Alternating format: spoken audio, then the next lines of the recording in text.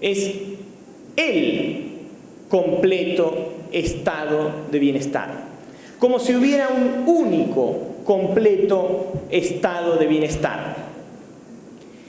Y aquí es donde uno empieza a hacerle un poquitito de ruido. Esta es una cuestión que a uno le genera cierto resquemor, porque para determinar el estado de salud de una persona, pareciera ser que desde este artículo determinativo masculino, él, uno debería apartarse de circunstancias espaciotemporales.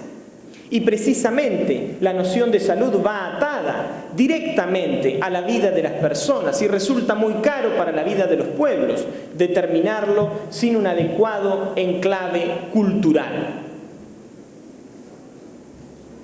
30 años después, en 1978, se reúnen en Alma-Ata en la Conferencia Internacional sobre Atención Primaria de la Salud. Esta es la organización panamericana.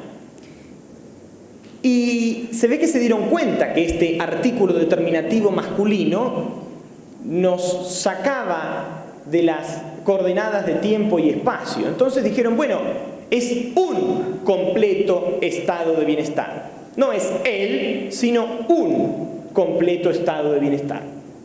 Uno de los tantos posibles. Y acá, ese es Churchill. Y aquí es donde uno empieza a preguntarse, bueno, estamos todos muy contentos con esta definición, pero ¿qué entienden por salud? Se le atribuye a este señor haber dicho que la salud es un estado transitorio entre dos épocas de enfermedad y que además no presagia nada bueno. Casi podríamos decir que con estas definiciones de la OMS y de la OPS hemos clasificado a los mortales en enfermos y los que todavía no están suficientemente estudiados. Aquí no termina la cosa. En el año 86, con la Carta de Ottawa, se reúne la Conferencia Internacional sobre la Promoción de la Salud. Y aquí comienza a complicarse más todavía. Primero, la salud no concierne exclusivamente al sector sanitario. Parafraseando a Jonathan Mann, uno podría decir que la salud es una cosa muy complicada para dejarla exclusivamente en manos de los médicos. La justicia también es una cosa muy complicada como para dejarla exclusivamente en manos de los abogados. Esta declaración de Ottawa, o esta Carta de Ottawa, se actualiza en el año 2005 en Bangkok y establece los prerequisitos de la salud. A ver en qué consisten entonces los prerequisitos de la salud.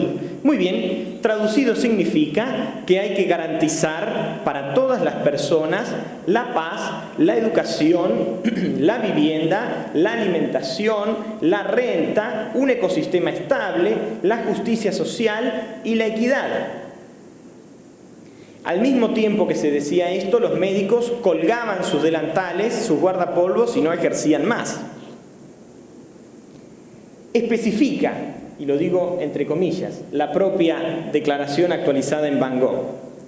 La responsabilidad de la promoción de la salud por parte de los servicios sanitarios la comparten los individuos, los grupos comunitarios, los profesionales de la salud, las instituciones y servicios sanitarios y los gobiernos. Todos deben trabajar conjuntamente por la consecución de un sistema de protección de la salud. Tengo para mí, al menos eso ocurre en mi país. Cuando decimos ¿quién es responsable? Todos. La consecuencia es ninguno. ¿Quién se va a ocupar de hacer este trabajo práctico? ¿Quién va a contestar estas preguntas del profesor? Las hacemos entre todos. Eso significa clase 1. No me animé a ponerlo en la presentación porque iba a ser muy extensa, pero el compromiso a favor de la promoción de la salud supone que haya caminos, que haya agua potable, que la gente cobre el sueldo, que las empresas no contaminen y que además estén contentos. Esto empieza a ser, francamente, insostenible. O al menos muy difícil de precisar. Insisto, estoy muy contento que la noción de salud sea amplia y que no sea exclusivamente biologicista. Ahora, el problema es que hemos dinamitado el concepto. Este es el problema. Y cuando los conceptos no los podemos utilizar, la pregunta es, ¿para qué los queremos? Si los conceptos no son operativos, ¿cuándo los vamos a utilizar? ¿Quién les va a dar contenido? Y aquí pienso muy especialmente en los jueces. ¿En qué están pensando los juzgadores cuando dicen aquí hay que atender la salud o aquí se ha violado el derecho a la salud? ¿Cómo vamos a captar los estándares mínimos de atención que resulten exigibles al equipo de salud? Porque tampoco hoy la salud la atención de la salud está exclusivamente en manos de médicos. Tenemos una gran deuda con el mundo con los psicólogos. Al menos en mi país, los psicólogos no forman parte de la exclusividad del circuito médico. ¿Cómo vamos a merituar la práctica médica? ¿Cómo se asignan recursos en materia sanitaria? ¿Cuáles son las obligaciones a las que se someten los efectores públicos? ¿Qué ocurre con las empresas que operan en el mercado de la salud? Porque existe un gran mercado en la salud. Y esto no hace falta que venga un argentino a decírselos. Pero en mi país no han descubierto que existen empresas de medicina prepaga. Operan hace 30 años sin regulación. No hay regulación para la fecundación asistida. No hay regulación y no hay experiencia importante como la que tienen ustedes sobre patentes farmacéuticas. Y el rol de la industria farmacéutica no está arreglado en la Argentina. En este contexto, ¿cómo racionalizamos el riesgo en el complejo sanitario? ¿Quién se anima a ejercer medicina con una noción tan amplia?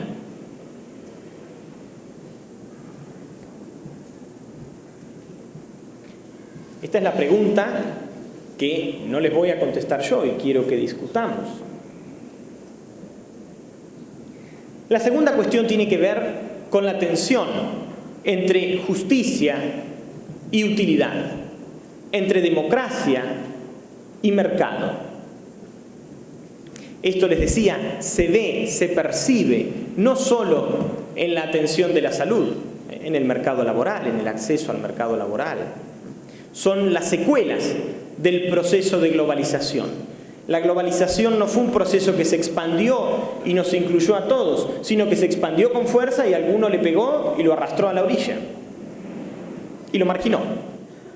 Lo cierto es que la atención de la salud pone en evidencia de una manera brutal que las necesidades son múltiples y los recursos para paliarlas son escasos, muy escasos. Y aquí entramos en un conflicto. Entramos en un conflicto al momento de merituar la noción de justicia. Una noción de justicia apoyada en la deontología tal vez nos sirva de muy poco. En posiciones de ética normativa de corte deontológico, tal vez vamos a hallar muy buenas respuestas para juzgar la actuación de los profesionales de la salud. Pero nos va a costar y mucho determinar a quién le asignamos este órgano. tenemos una cama y 3 personas que la necesitan. Indudablemente hay que incorporar un criterio de utilidad, pero con muchísimo cuidado, porque el mercado puede deshacerse de las personas que no les sirven. Muchas veces cuando pienso, por ejemplo, en cuestiones vinculadas a las decisiones que se toman en el final de la vida, pienso concretamente en la eutanasia. Y yo debo reconocer que tengo una posición favorable a que cada uno viva el último minuto de su vida como ha vivido todos los demás, decidiendo. Ahora, tengo miedo por momentos de ser un idiota útil al mercado y permitir que las personas que ya no le sirven, que ya no le producen, entonces las eliminemos. A veces tengo miedo de hacer esas cosas.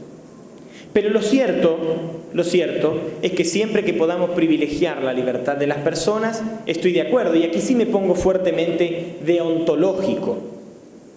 Pero no se me oculta que una exigencia razonable de justicia en la materia sanitaria es proveer al mejor aprovechamiento de los recursos. ¿Se entiende lo que estoy diciendo? ¿Sí?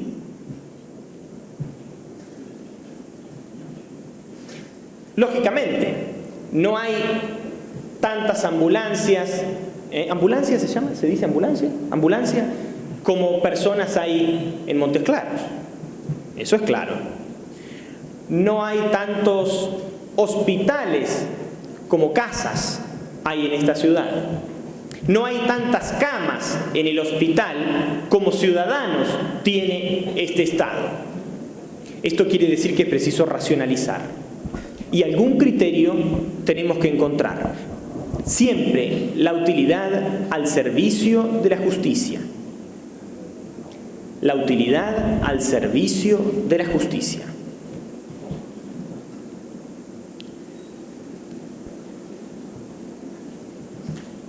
Ciertamente ustedes pensarán que en los casos de emergencia tiene alguna lógica aplicar algún criterio más utilitarista. El problema se plantea en situaciones de no emergencia, que en mi país no he encontrado ninguno todavía. Desde que nací hasta ahora hemos vivido en emergencia permanente. Tenemos una emergencia agropecuaria, una emergencia habitacional, una emergencia vial, emergencia administrativo-financiera, emergencia económica, emergencia laboral, emergencia sanitaria, de manera que se me hace muy difícil encontrar un momento de no emergencia, pero hacia ahí vamos. Indudablemente lo que queda en evidencia o lo que uno puede percibir es la naturaleza política del derecho. Entendiendo precisamente por naturaleza política a toda aquella actividad que está dirigida a lograr la realización de valores. Y la política no es otra cosa que la lucha y la conservación del poder. La puja en el mercado se vuelve palmaria. Las empresas que se ocupan de la salud mueven presupuestos siderales que exceden con creces muchas veces el presupuesto que los países en vías de desarrollo tienen para atender la salud de sus habitantes. Esto no se puede perder de vista. Por supuesto, no todo puede estimarse, no todo lo que resulta útil puede estimarse como justo. Pero es posible que haya un criterio para adjetivar como justo, en algún grado, la observancia de ciertos niveles de utilidad. Es decir, no necesariamente la utilidad va a reclamar a la justicia, pero sí la justicia necesita un contrapiso de utilidad. Sobre ella es preciso edificarla. No podemos hacer justicia malgastando o desaprovechando recursos.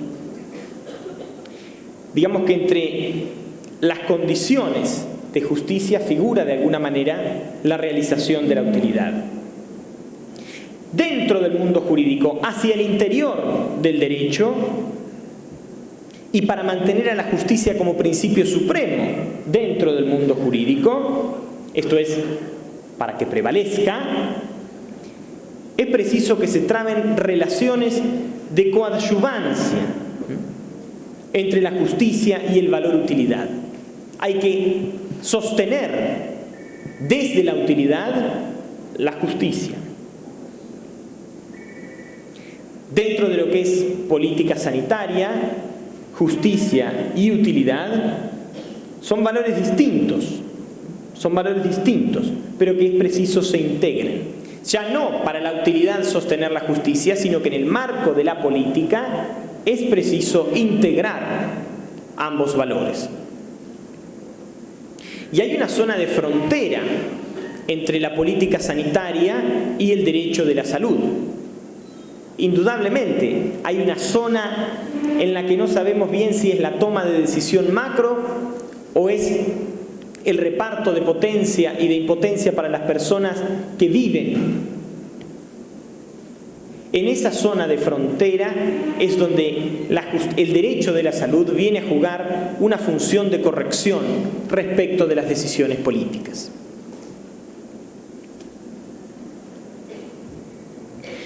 Esto es el alumbramiento en el agua, el parto en el agua. Quise poner esta figura o esta fotito para representar los intereses de la economía. Si ustedes le preguntan a sus madres, a sus padres, a sus abuelos,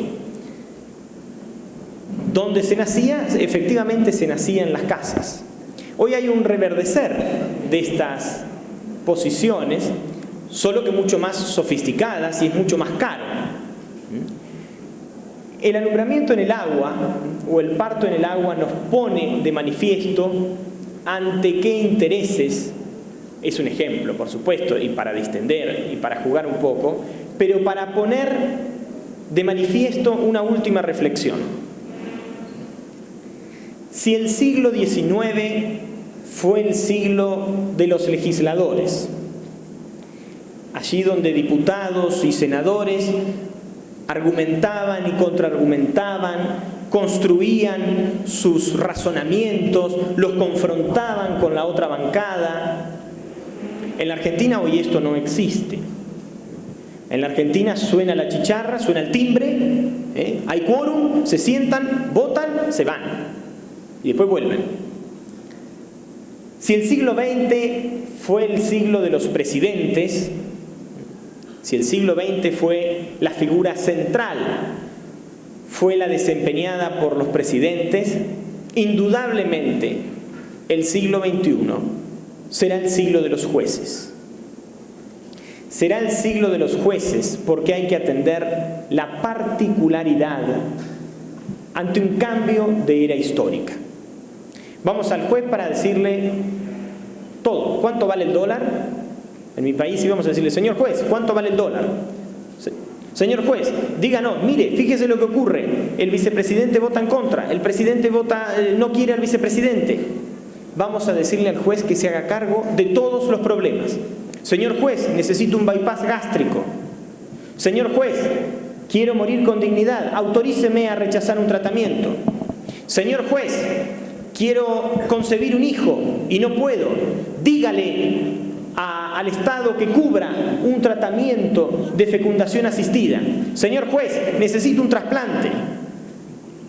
Y aquí estoy hablando solo de la materia sanitaria. Indudablemente, el siglo XXI será el de los jueces. Y si es el de los jueces, es el de los abogados. Es el de ustedes. Ustedes van a llevar el material estimativo al juez para que tome la decisión. Cuando hay que atender el cambio particular, en épocas de profundo cambio, diría yo, de era histórica, no estamos ante un cambio de edad, estamos ante un cambio de era. los seres humanos producimos vida de la nada. Es ni más ni menos que ser dioses. Estamos jugando a ser dioses. Sacamos vida de la nada. La concepción virginal. Esto lo permite la... ¿cómo se dice? ¿Cómo se dice aquí la oveja Dolly? ¿Cómo le dicen? El caso de la oveja Dolly. ¿Cómo le llaman? La oveja de la cual... Bueno, ¿cómo le llaman? No, lo quiero decir en portugués, pero no me acuerdo. La posibilidad de la concepción de la vida, y es una herida narcisista para los muchachos, porque las mujeres pueden concebir solas. Las mujeres pueden concebir solas a partir de la clonación. ¿Clonación se dice? Clonación, quería decir clonación. Clonación. La clonación permite a las mujeres concebir solas. Maravilloso. No hay Espíritu Santo, hay clonación. Maravilloso. Esta es una herida narcisista a los hombres, pero es un cambio de era histórica. Es un cambio de era. Ya no es la genética, ni Luisa Brown, que tiene ya como 40 años y ya es madre del primer bebé de probeta. No. No estamos hablando de ese tema. Ya se puede generar personas sin juntar óvulos y espermatozoides. La revolución comunicacional. Podemos tener conversaciones en tiempo real. Yo desde aquí a Argentina, desde aquí a Sudáfrica, podemos mantener comunicaciones en tiempo real. Estamos realizando ni más ni menos que los atributos que la cultura occidental depositó en Dios. Omnipresentes, omnipotentes, eternos. Es llamativo. Estamos ante un verdadero cambio de era histórica. Indudablemente, en ese contexto es el lugar de los jueces el que debe resolver. Ese es mi correo electrónico. Muchas gracias.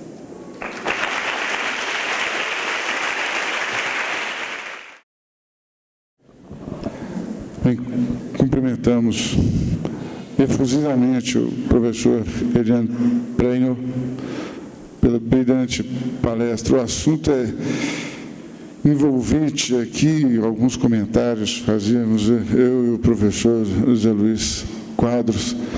É uma matéria particularmente do meu interesse, gostei muito de ouvir. Bom, mas vamos dando seguimento porque os debates serão ao final das 4 apresentações. E agora o professor José Luiz Quadros Magalhães vai apresentar o tema Conceito de Povo Plural e Insurreição das Minorias na América Latina. Professor, o senhor tem a palavra. Gente, bom dia a todos. Um grande prazer estar aqui em Montes Claros. Gostaria de cumprimentar a todos, cumprimentar a mesa, todos os professores, todos os alunos, professores aqui presentes. E o tema que foi proposto é um tema de grande atualidade, né, que é a questão do conceito de povo plural, que surge a partir da experiência, especialmente do constitucionalismo boliviano e equatoriano. São duas novas constituições que aparecem em 2009, foram promulgadas em 2009, o processo de discussão foi um processo, no caso especialmente boliviano, um processo mais longo, mas são constituições que são votadas, aprovadas em 2009 e entram em vigor naquele ano. Portanto, é algo muito novo, né, e que representa uma ideia completamente nova para o constitucionalismo, ou seja, pode representar uma ruptura com um paradigma do Estado moderno, um paradigma que está aí há 500 anos. Né? São 500 anos de existência, né, desse Estado moderno, dessa modernidade, que pode, né, potencialmente, teoricamente, isso pode ser feito, né, essa quebra desse paradigma, e na prática também isso pode ocorrer nos próximos anos. Enfim, a gente não sabe, né, o que vai acontecer com essa prática, essa construção do Estado plurinacional nesses países, e a partir daí a experiência também para outros países, né, esse movimento vai ocorrendo, especialmente nos estados andinos, né, no Chile também é um movimento hoje expressivo nesse sentido, né, e que representa, portanto, essa ruptura com o mundo europeu. E num momento especial, que é um momento de crise. A gente pegar as democracias tradicionais na Europa, na América do Norte, elas estão todas em crise. Se nós pegarmos os resultados das últimas eleições, recentemente ocorreram eleições na França, eleições regionais na França, onde o comparecimento às urnas foi inferior a 46%, ou seja, 44%. Ou seja, 56% dos eleitores franceses não votou, não se interessaram em votar nas eleições regionais. Depois vieram, também muito recentemente, as eleições regionais da Itália, e o comparecimento às urnas, né, foi de 48%, ou seja, 52% dos eleitores italianos não se interessaram em votar. E agora as eleições inglesas, né, que apresentam também um regime, um sistema político que está meio caduco. O eleitor inglês se vê diante de uma situação onde ele não tem muita escolha. Ou é, historicamente, nos últimos quase 100 anos, no decorrer de todo o século XX, os ingleses foram obrigados a escolher entre trabalhistas e conservadores. E no século XIX, entre liberais e conservadores. Ficava nisso. Agora, pelo menos, tem um dado novo, né, que apareceu, essa terceira força, que sempre foi a terceira força no decorrer do século XX, que foram os liberais, né, essa força cresceu bastante, e agora a gente tem, depois de muito tempo, um governo de coalizão entre liberais e conservadores. Mas também nada de novo, né, porque a prática política vai ser a mesma, e daqui a algum tempo os ingleses vão ser chamados a comparecer novamente nas urnas e vão pensar, olha, o que adianta eu votar aqui se a política, cada vez mais, né, trabalhistas se assemelham a conservadores, socialistas se assemelham a conservadores na França, e assim vai acontecendo por toda a Europa. Isso vai gerando um desinteresse muito grande. As democracias tradicionais, né, liberais, estão em crise. E essa crise norte-americana é uma crise mais antiga ainda. O comparecimento às urnas nas eleições presidenciais dos Estados Unidos é em torno de 50%, historicamente. E nas eleições estaduais, esses índices costumam cair para 30%, giram em torno de 30%, às vezes abaixo de 30%. O que mostra que grande parte do eleitorado norte-americano também não se interessa pelo processo político, e principalmente os mais pobres. Que pensam, olha, eu votando em democrata, ou votando em republicano, votando em A, em B, vai dar tudo na mesma e a vida vai continuar ruim do mesmo jeito. Então, há um afastamento desse processo político. Por outro lado, né, a América Latina, que saiu, no final do século XX, de ditaduras, né, cruéis de direita, vem vivendo um processo de ebulição democrática, né, especialmente nesses dois países, e mais especialmente ainda no caso boliviano. E é esse caso boliviano e essa proposta de Constituição plurinacional, como uma proposta, inclusive, né, de uma nova ordem internacional, que eu quero comentar com vocês aqui. E eu pediria, né, ao meu colega de faculdade, o professor Bruno, né, o doutor Bruno, controle meu tempo, porque senão eu fico falando aí até amanhã. E o tema, a fala que eu preparei é para umas 2 horas, então eu vou ter que reduzir isso aqui nos 30 minutos, então vou ser o mais objetivo possível. E essa introdução já foi além da conta. Então, para a gente entender esse Estado plurinacional, entender essa crise da modernidade, em primeiro lugar, nós precisamos entender essa modernidade. E vamos começar, então, pela análise de uma data simbólica que marca muito essa modernidade, que é 1492. O que aconteceu em 1492? Você tem ali 2 fatos históricos importantíssimos. O primeiro deles é o início do processo de invasão das Américas. Ou seja, chega Cristóvão Colombo, né, nas ilhas ali do Caribe, chega primeiro na República Dominicana e Haiti, o que é hoje a República Dominicana e Haiti, depois passa pela ilha que hoje é Cuba, e depois chega finalmente à América Central. Né, e essa passada por ali foi uma passada brutal, ou seja, em Cuba, por exemplo, não sobrou nenhum indígena, nenhum povo originário para contar a história. Todos foram mortos. E aí começa, então, um processo importante que marca essa era moderna, que marca a era que nós estamos vivendo. Ou seja, nós estamos na modernidade. Alguns autores vão começar a anunciar, principalmente na área das artes, arquitetura, literatura, vão falar em pós-modernidade. Já acabou o tempo? Vamos falar em pós-modernidade, e mesmo alguns autores do direito começaram a falar em pós-modernidade, mas se a gente pode falar isso como conceito artístico, literário, etc., né, no campo jurídico, é muito cedo para falar isso. Nós estamos mergulhados nessa modernidade, uma modernidade em crise, mas estamos mergulhados, né, até o pescoço nessa modernidade. Ou seja, as instituições modernas que começam a ser construídas no finalzinho do século XV, né, e peguei essa data aí simbólica, 1492, como uma data que começa a marcar esse processo de transformação e de construção dessa era moderna, que é uma era europeia, né, essas instituições nós vivemos, né? Ou seja, nós estamos num congresso sobre teoria do Estado.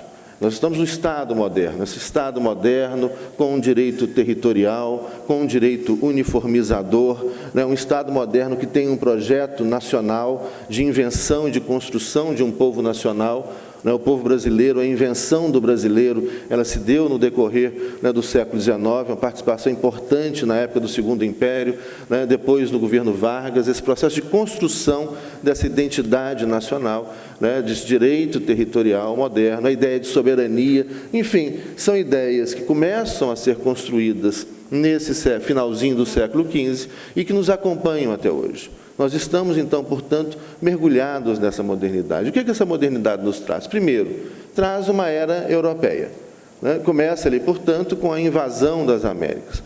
Eu lembro, outro dia, já tem algum tempo, meu filho, meu filho de 10 anos, chegou para mim e perguntou: pai, eu vou estudar o achamento da América, o Heitor.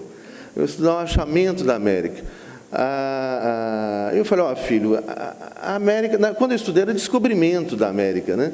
Agora alguns livros falam em achamento da América. Eu falei: ó, não foi achamento, né? Achar, a gente pode achar aí uma moedinha no chão, né? A gente pode achar um monte de coisa, mas a América definitivamente não foi achada, ela foi invadida, né? Existiam aqui povos originários com culturas diversas,